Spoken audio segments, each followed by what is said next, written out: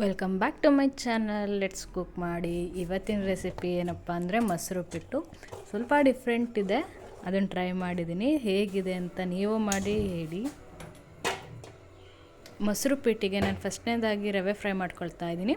ಅದಕ್ಕೆ ಸ್ವಲ್ಪ ಅಡಿಗೆ ಎಣ್ಣೆ ಹಾಕ್ತಾಯಿದ್ದೀನಿ. ನೆಕ್ಸ್ಟ್ ನಾನಿಲ್ಲಿ ರವೆ ಹಾಕ್ಕೊತಾ ಇದ್ದೀನಿ. ನಾನು ದಪ್ಪ ರವೆನೇ ತೊಗೊಂಡಿದ್ದೀನಿ. ಬೇಕು ಅಂದರೆ ನೀವು ಸಣ್ಣ ರವೆನೂ ಯೂಸ್ ಮಾಡ್ಬೋದು. ರವೆನ ನೋಡಿ ಈ ರೀತಿ ರೋಸ್ಟ್ ಮಾಡ್ಕೊಳ್ಳೋಣ. ಯೆಲ್ಲೋ ಕಲರ್ ಇದ್ದಿದ್ದು ರವೆ ಈಗ ವೈಟ್ ಕಲರಿಗೆ ಟರ್ನ್ ಆಗ್ತಾ ಇದೆ. ನೋಡಿ ಈ ರೀತಿ ರೋಸ್ಟ್ ಆಗಿದೆ ರವೆ. ನೆಕ್ಸ್ಟ್ ಮೇನ್ ಇಂಗ್ರೀಡಿಯೆಂಟು ಮೊಸರನ್ನ ನಾನಿಲ್ಲಿ ಮಿಕ್ಸಿಗೆ ಹಾಕ್ಕೊಳ್ತಾ ಇದ್ದೀನಿ.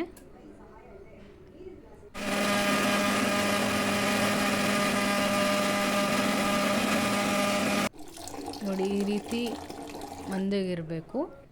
ಗ್ರೈಂಡ್ ಮಾಡ್ಕೊಂಡಿದ್ದಂಥ ಮೊಸರಿಗೆ ಶುಂಠಿ ಬೆಳ್ಳುಳ್ಳಿ ಪೇಸ್ಟ್, ಹಸಿಮೆಣಸಿನ್ಕಾಯಿನ ಆ್ಯಡ್ ಮಾಡ್ಕೊಂಡು ಮಿಕ್ಸ್ ಮಾಡ್ಕೊಳ್ತಾ ಇದ್ದೀನಿ. ನೆಕ್ಸ್ಟ್ ಒಗ್ಗರಣೆಗೆ ನೀರುಳ್ಳಿ, ಕಡಲೆಬೇಳೆ, ಉದ್ದಿನಬೇಳೆ, ಒಣಮೆಣ್ಸಿನ್ಕಾಯಿ, ಸಾಸಿವೆ, ಜೀರಿಗೆ ತೊಗೊಂಡಿದ್ದೀನಿ. ಮತ್ತು ರೋಸ್ಟ್ ಮಾಡ್ಕೊಂಡಿದ್ದಂತಹ ರವೆನೂ ಕೂಡ ತೊಗೊಂಡಿದ್ದೀನಿ. ಇವಾಗ ಮೊಸರು ಉಪ್ಪಿಟ್ಟು ಮಾಡೋಣ ಬನ್ನಿ. ಫಸ್ಟಿಗೆ ಬಾಣಲಿಗೆ ಕುಕ್ಕಿಂಗ್ ಆಯಿಲ್ ಹಾಕ್ತಾ ಇದ್ದೀನಿ.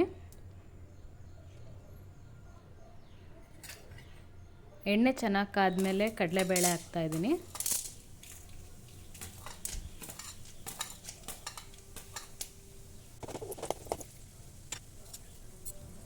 ನೆಕ್ಸ್ಟ್ ಸಾಸಿವೆ ಜೀರಿಗೆ ಹಾಕ್ತಾಯಿದ್ದೀನಿ.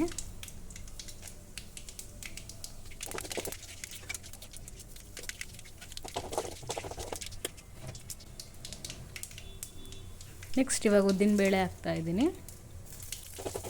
ಇವನ್ನೆಲ್ಲನೂ ಮಿಕ್ಸ್ ಮಾಡ್ಕೊಳ್ಳೋಣ. ಸ್ವಲ್ಪ ಫ್ರೈ ಆದಮೇಲೆ ಈರುಳ್ಳಿ ಹಾಕ್ತಾಯಿದ್ದೀನಿ. ನೋಡಿ ಈ ರೀತಿ ಎಲ್ಲ ಮಿಕ್ಸ್ ಮಾಡ್ಕೊಳ್ಳೋಣ.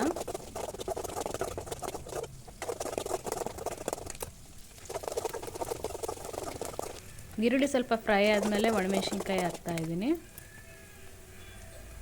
ನೆಕ್ಸ್ಟ್ ಇವಾಗ ರೋಸ್ಟ್ ಮಾಡ್ಕೊಂಡಿದ್ದಂತಹ ರವೆ ಹಾಕ್ತಾಯಿದ್ದೀನಿ. ಈ ರೀತಿ ಎಲ್ಲ ಮಿಕ್ಸ್ ಮಾಡ್ಕೊಳ್ಳೋಣ.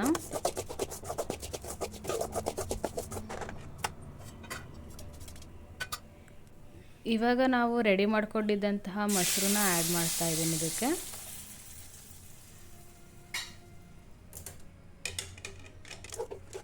ಆ್ಯಡ್ ಮಾಡ್ಕೊಂಡು ಹೀಗೆ ಮಿಕ್ಸ್ ಮಾಡ್ಕೊಳ್ಳೋಣ.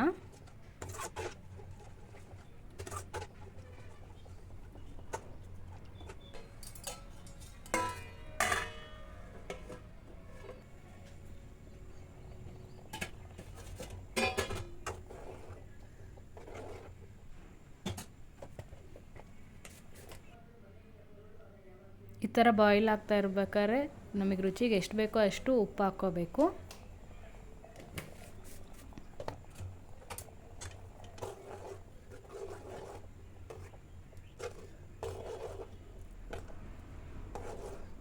ಎಲ್ಲ ಮಿಕ್ಸ್ ಮಾಡಿದ ಮೇಲೆ ಪ್ಲೇಟ್ ಕ್ಲೋಸ್ ಮಾಡಿ ಒಂದು 5 ಮಿನಿಟ್ಸ್ ಬಿಟ್ಟರೆ ರೆಡಿ ಆಗುತ್ತೆ ನೋಡಿ ಮೊಸರು ಉಪ್ಪಿಟ್ಟು. ನಿಮಗೆ ಇನ್ನೂ ಸ್ವಲ್ಪನೂ ಮೊಸರು ಅವ್ರ ಮಜ್ಜಿಗೆ ಬೇಕು ಅಂದ್ರೂ ಆ್ಯಡ್ ಮಾಡ್ಕೋಬೋದು.